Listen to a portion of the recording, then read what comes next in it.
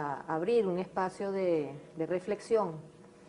Por supuesto, siempre recordando que no los insumos que se dan en estos materiales que son para el debate, la discusión, para la construcción colectiva, con las personas, ya sea en un ambiente, ya sea en una comunidad, en una escuela, con maestros, maestras, mamás, papás, estudiantes, con miembros de los grupos comunitarios que hay construyéndose en este momento en el país, recordando siempre que no son verdades absolutas, pero sí abrir la reflexión con conciencia y conocimiento de los procesos que estamos viviendo, que hemos vivido y hacia dónde vamos como nación.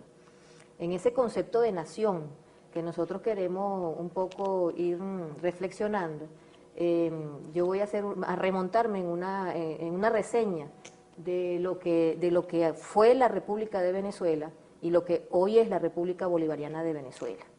Desde la posindependencia hasta el año 1998, la República de Venezuela se constituyó con un 20% de la población. Y por supuesto heredamos una gran exclusión de población de un aproximado de 80% de la población. República de Venezuela. Un ejemplo de cómo se fue constituyendo este 20 y este 80 se da desde la posindependencia, cuando se comenzaron, por ejemplo, a elegir gobernantes de provincias, gobernantes de comunidades, se decidió que se elegían los vecinos. Los vecinos eran los que elegían a sus gobernantes, pero la definición de vecino era el dueño de tierra.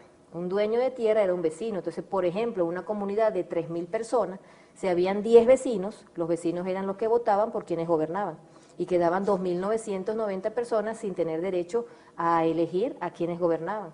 Por supuesto, ya había exclusión de mujeres, porque ya se entendía que las mujeres no elegían, solamente votaban hombres y solamente votaban vecinos. Pues con ese ejemplo, más o menos así fue como se fue construyendo lo que durante mucho tiempo fue la República de Venezuela, un 20% constituido por una élite y por lo que uno pudiera llamar subordinados de la élite, de esa élite. En el 80% quedó en exclusión indígenas, afrodescendientes, campesinos y campesinas.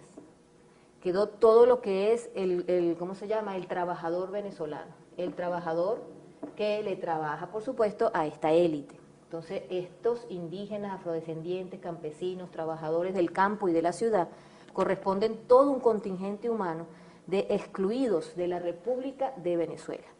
Un ejemplo muy sencillo lo entendimos cuando en la misión Identidad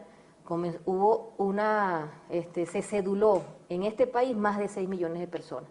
Entonces, aquí se habló, por ejemplo, de una democracia política, pero cuando nosotros reflexionamos qué cantidad de gente vota y qué cantidad de gente no tenía ni siquiera una cédula de identidad, aquí en este país no ha habido ni siquiera democracia política en la República de Venezuela. En este país llegó a haber un 70% de abstención, pero de el 20% que votaba. Es decir, que el 70% del 20% no votaba, aparte de la cantidad de personas que no tenían ni siquiera una partida de nacimiento, ni siquiera una cédula de identidad. Entonces, seguimos ilustrando lo que significa la República de Venezuela constituida por un 20%. Esa República de Venezuela se montó con unas lógicas y con unos métodos para construir lo que hoy conocemos como institucionalidad, como educación, como un sistema de valores, que todos se caracterizan por la unilinealidad del pensamiento y de las acciones.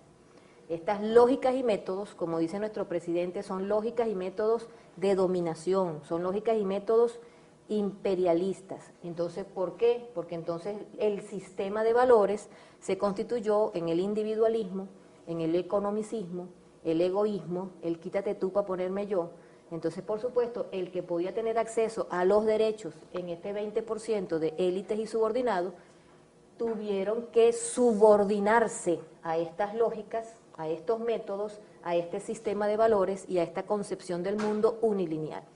Aquí no hay sistema de valores, sí. Aquí en el mundo indígena, en el mundo afrodescendiente, en el mundo campesino, en el mundo del pueblo venezolano, hay también un sistema de valores. También tienen sistemas de valores. Aquí también hay educación, pero por supuesto bajo un enfoque multilineal.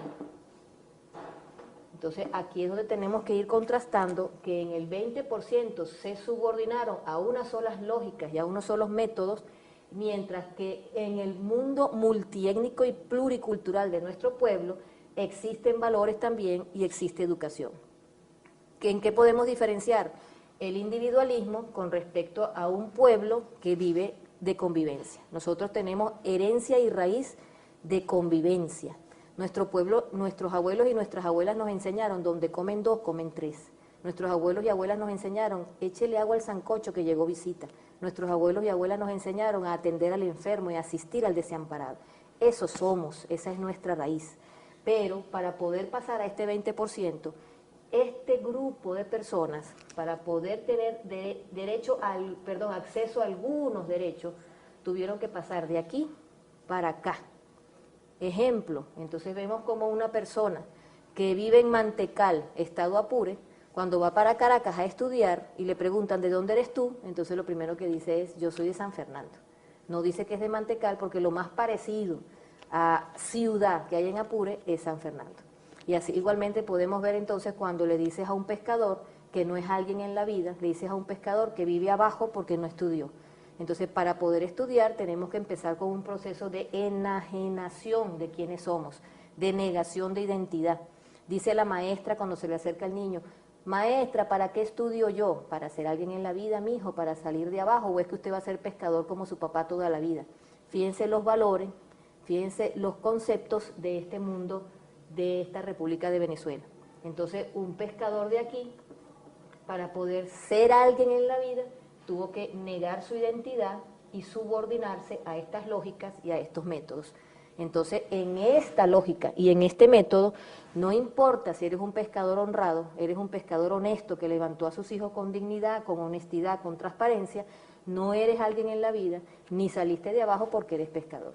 Mientras que en esta misma lógica, entonces, no importa si eres un maestro reposero, abogado ladrón, ingeniero tumba edificio o médico matasano, si eres alguien en la vida y saliste de abajo porque tienes título.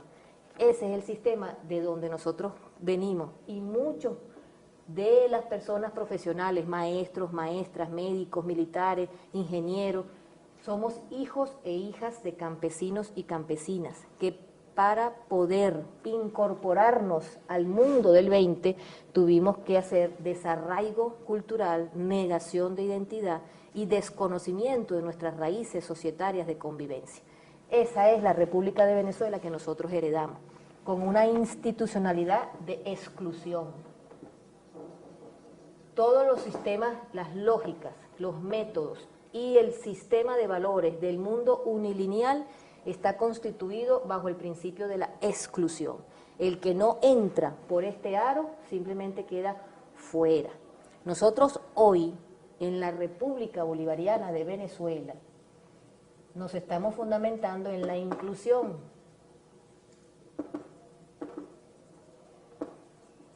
Pero la República Bolivariana de Venezuela no se está gestando, y oigan el verbo, gestando, está emergiendo, pero no se está gestando y emergiendo aquí, bajo estas lógicas y estos métodos.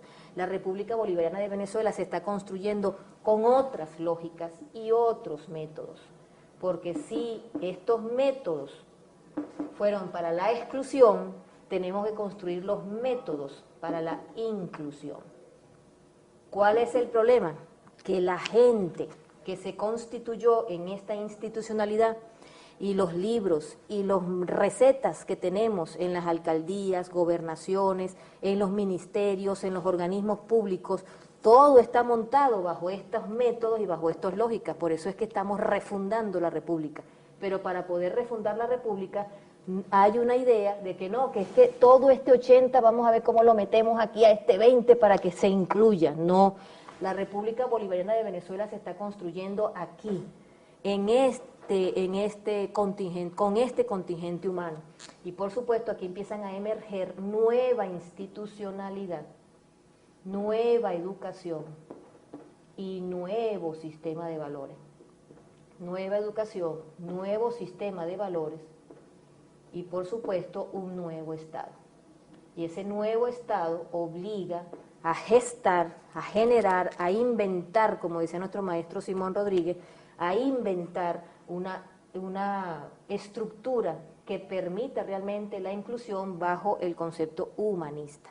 El ser humano primero, no lo administrativo primero, el ser humano primero, no la economía primero. Entonces es una sociedad que responde a lo humano. Y para poder responder a lo humano, con una sociedad multiétnica y pluricultural, las lógicas y los métodos tienen que ser multilineales.